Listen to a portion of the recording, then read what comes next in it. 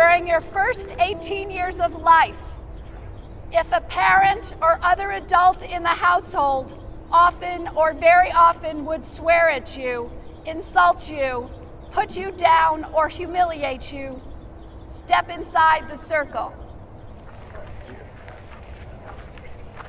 If a parent or other adult in the household often pushed, grabbed, slapped, or threw something at you, step inside the circle.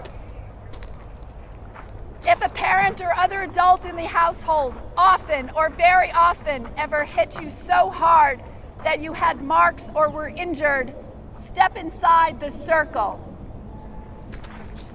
If you often felt that no one in your family loved you, step inside the circle. Step inside the circle.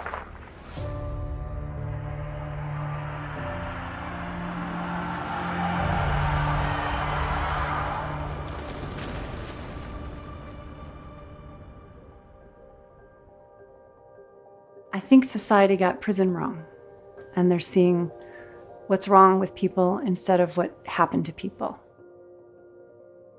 Our mission at Compassion Prison Project is to transform communities and prisons with compassionate action. An adverse childhood experience is a terrible event that continues to happen to a child.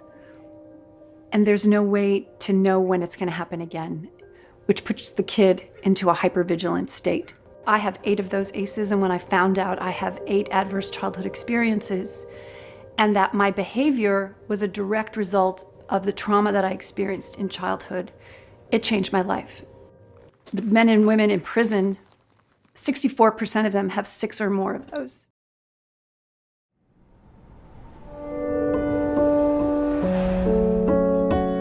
We were talking about the effects of slavery on our behavior.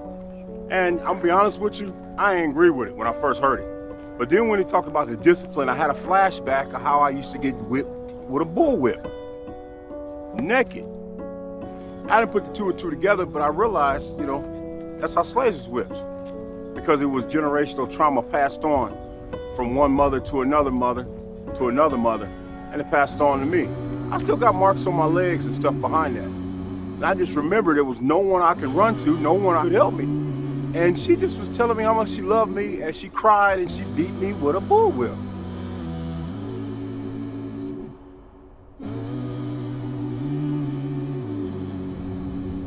I'm a lifer inmate. I'm here on a first-degree murder. I committed my crime when I was 20 years old. And I asked myself, what events in my life brought me to the point where I could think that it's okay to take a human life? And it had to do with a lot of adverse childhood experiences. My main one as to why I started going downhill was being abandoned by my father. I looked up to him. I wanted to be just like my dad. He was my hero.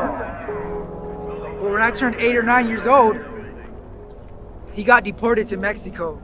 And that devastated me. As a kid, my mom used to tell me, mijo, pray to God that he'll come back. But he never came. Trauma doesn't know a color. Trauma doesn't know an age.